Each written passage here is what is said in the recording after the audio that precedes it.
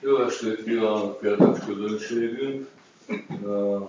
Önök a Bartók Ákoshegyi Bartók Zeneházban vannak, ahol a zseniális zeneszerző 8 évig élt és alkotott.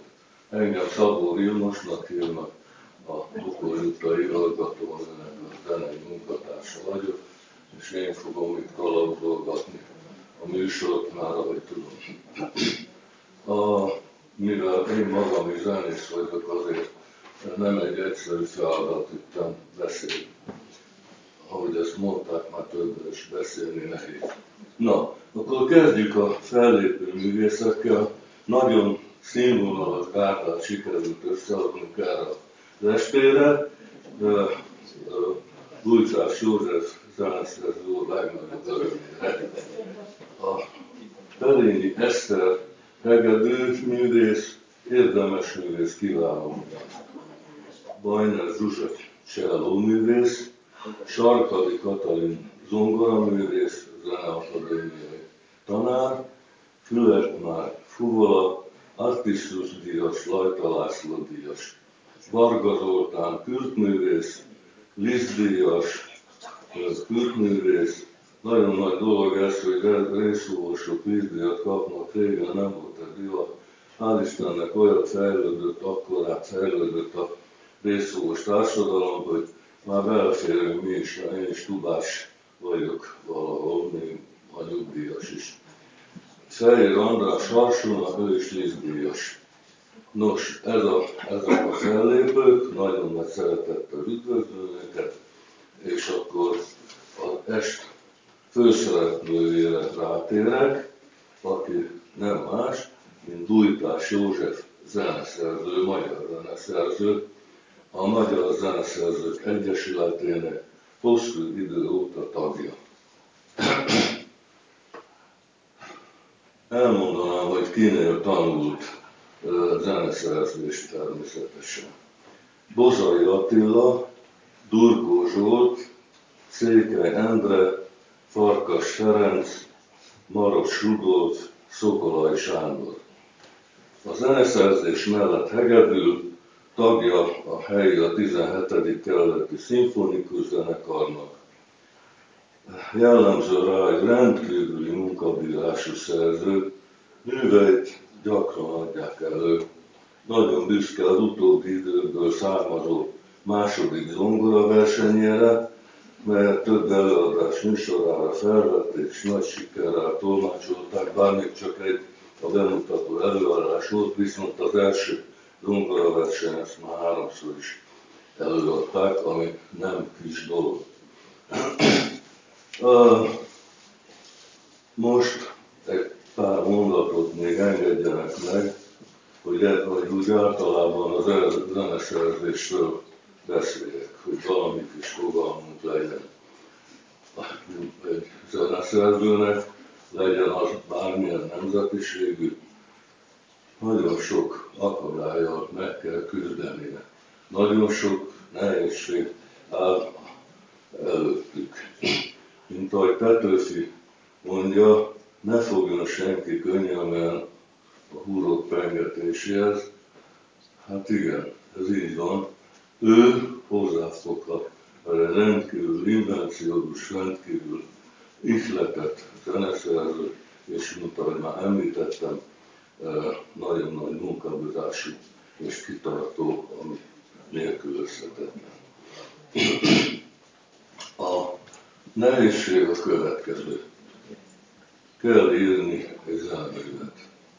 Ezt csak úgy elmondja az ember, és akkor a zeneszerző az természetes, hogy megírja. Nem olyan egyszerű az se. Olyan dallamot vagy olyan zenét kell kitalálni, amit még sehol nem írtak le, nem hasonlíthat semmire. Jó, hát szokták mondani, hogy ha egy kis Bartók beütés van, az nem baj, mert jó forráson nyújt. Na szóval ez mindjárt egy olyan akadály, ami hát nagyon nehezen leküzdhető, de mint ahogy mondtam, ő a húrokat pengetheti, úgyhogy őnála ez természetesen adott. Azon kívül, hogy megszületett a mű, hát meg kell nyerni a közönséget. Ez a legnagyobb dolog. Tehát ízlést kell formálni, és utat mutatni a következőben. Úgyhogy egy zeneszerzőnek ezzel a tudománnyal mindent rendelkezni kell. És hát van még egy nagyon fontos mozdulat, a zenészek, akiknek odaadják a kottát, a zenész csak játszik. Néha földrúgnak, néha volt már olyan, hogy játszhatatlannak minősítettek egy Mahler szimfóniát, de még Bartók idejében is volt, nem emlékszem a műre, hogy azt mondták a zenészek, hogy nem játszható. Na most hát ez természetesen, hogy nem játszható, ez mindig a zenei képzéstől és a zenésznek az önálló képességeinek is függvénye. De előbb-utóbb a művek mindig megszólalnak. Nos, hát ennyit előjáróban, majd még fogok beszélni a szerzőről is, meg a művekről is. Most azonban elkezdjük a koncertet, ha hiszik, ha nem. Az első műsorszám 3 duó fuvolára és hegedűre. 3 tételes a mű. Az első tétel pillanatok a múltból és a jövőből. Második tétel elveszett utak. Harmadik tétel éjszakai zene és kapricsó. Előadja Fülep Márk fuvalaművész, Perényi Eszter hegedűművész. Fogadják őket szeretettel. Parancsoljatok!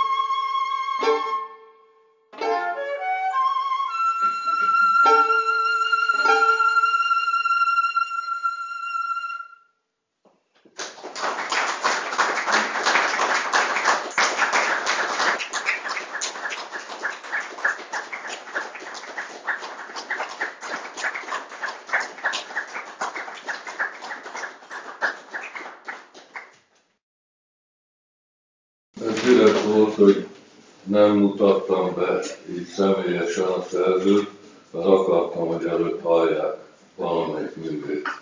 Most akkor ezt megteszem. Kérem, üdvözöljük és tapsoljuk meg Gulyás József zenészt.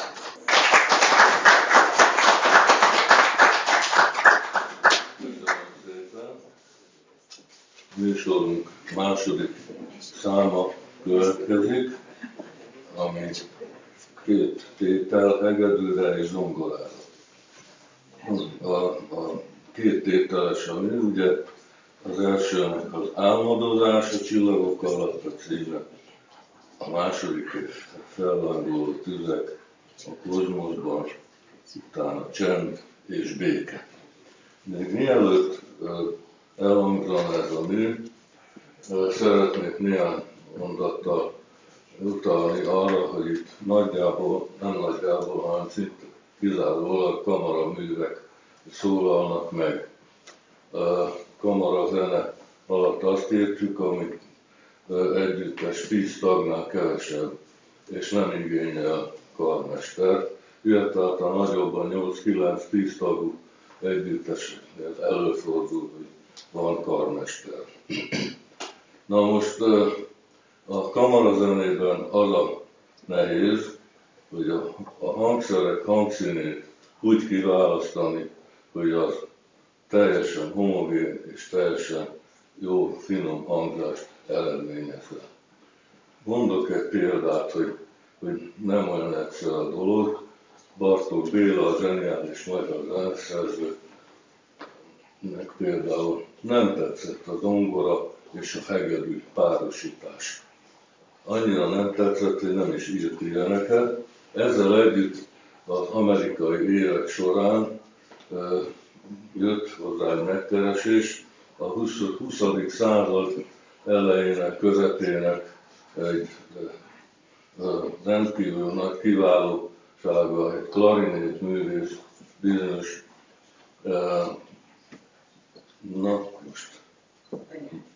Benny Goodman volt, és ő megkérte felkérte Bartókot, hogy írjon egy triót, zongorára, hegedűre és klarinétra. Na most, ugye, hát, ha ezt tudjuk, hogy az a zongora hegedű stímelése neki nem igazán tetszett, akkor biztos, hogy elgondolkodott egy ideig, de aztán végül is megírta a művet, és azt a címet adta neki, hogy Kontrasztok, mivel továbbra is úgy érezte, hogy nem teljes az összhang a hegedű és a zongora között, pláne még hozzá egy klarinét. Na mindegy, megírta a művet, 2 tételt, és a bemutatón nem ő játszotta a zongora szólamot, hanem Petri Endre zongoraművész, szintén a 20. század elejének és közepének igen neves zongoraművésze, és hát Szigeti József az akkori hegedülés nagyon nagy művésze, és hát maga Benny Goodman ugye klarinétos. De Bartók ott volt a bemutatón, hallgatta, eleinte 2 tétel volt, és a 2 tétel után hozzáírt Bartók még egyet. Tehát tetszett neki a dolog, és a következő előadásokon már ő zongorázott. Na szóval ezek olyan dolgok, hogy nem tudja az ember, valahogy ki is kell próbálni, de ezt mondhatom, hogy a mai est hőse, Gulyás József nagyon bátran nyúl ezekhez a lehetőségekhez. Én még nem hallottam 2 egyforma összeállítású művet, pedig már azt hiszem a 3. szerzői estje itt a házban. Ennek én nagyon örülök, mert van közte részfúvós, van fúvós, fafúvós, van vonós, zongora, úgyhogy nekem teljes mértékben engem kielégít hangzásilag. Na most is egy ilyen jön, hallgassuk meg, hogy Bartóknak igaza volt-e vagy nem, mert ugye, amint említettem, egy hegedű zongora darab következik. Előadja Perényi Eszter, hegedű és Sarkadi Katalin zongorista.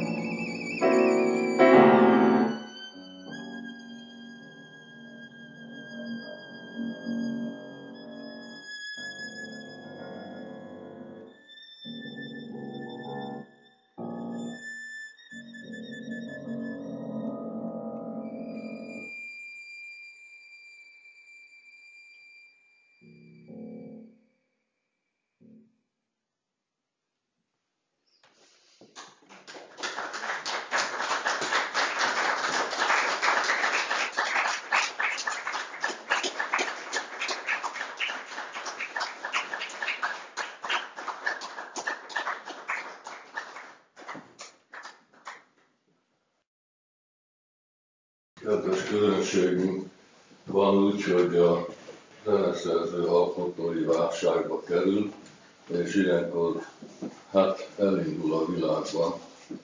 Például a spanyol zeneszerző de Falla azt mondta, hogy most nem tudok, nincs ötletem, semmi, elmegyek egy fél évre Debussyhez Franciaországba.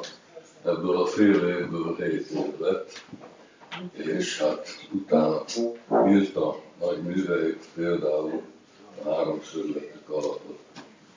Emlékszünk, vagy talán olvastunk róla, én mindenképpen olvastam, hogy Liszt Ferenc a legnagyobb télben lovas sánkóval, de odaért Moszkvába vagy Szentpétervárra, hogy Csajkovszkit hallgathassa.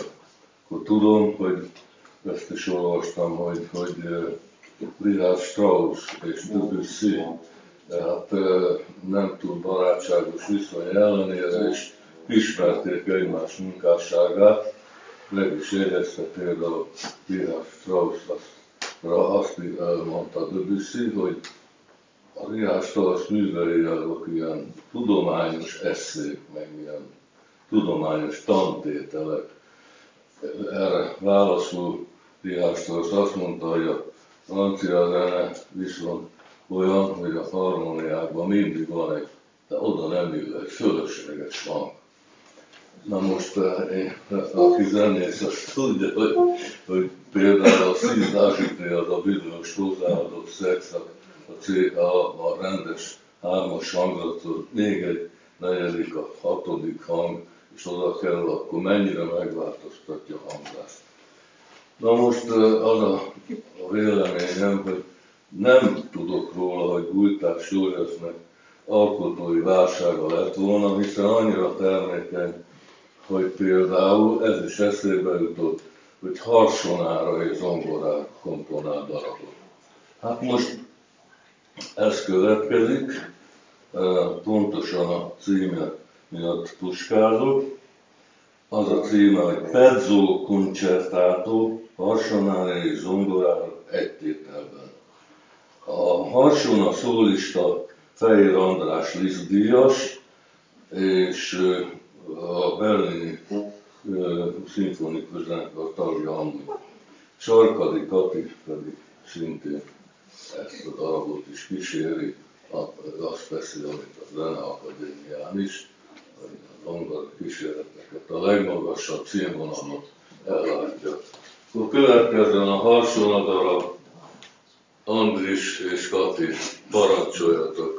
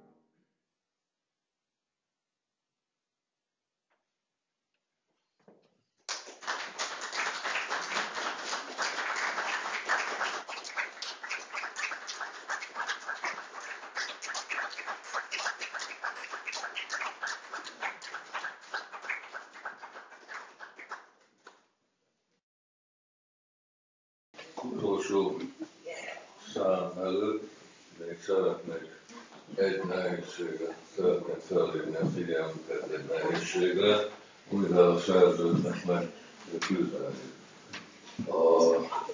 Nevezetesen arról van szó, hogy mielőtt a közönség elé kerül egy zenemű, bizonyos hivatalos procedúrát kell átesnie. Nem tudom, hogy manapság van-e ilyen, de nem tudom elképzelni, hogy ne legyen cenzúra. Amitől szenvedtek Verditől Bartókig mindenki, a kiadókkal, a különböző hivatalokkal, akik nem zenész lévén is ítéleteket mondtak a zene darabok fölött. Úgyhogy ezt például Richard Strauss meg is komponálta egy darabjában, a Hősi Élet című szimfonikus költeményében. Hát mivel itt vagyunk baráti körben, lehet mondani egy nem szalonképes szót. Tudniillik, a Hősi Életben leírja azt, amikor zenében természetesen, amikor a cenzúrok előtt megjelenik, és hogy viselkednek a cenzorok vele. Nagyon ideális, idillikus zene, egy elég hosszan 8-10 percig, egyszer csak bejön valami végtelen lárma, kvázi a nevetésféle, amit hát később őtőle tudjuk, hogy ezek lettek volna a cenzorok, és közben, a nagy rumli közben a nagyon csúnya hangzásnak elkönyvelt, bár az ősi korokban a kvint az egy nagyon elfogadott hangzás volt, de azt felváltotta a terc. Úgyhogy a két hangszer, a tuba és egy bariton kürt, monoton ritmussal ezt a dallamot játszani,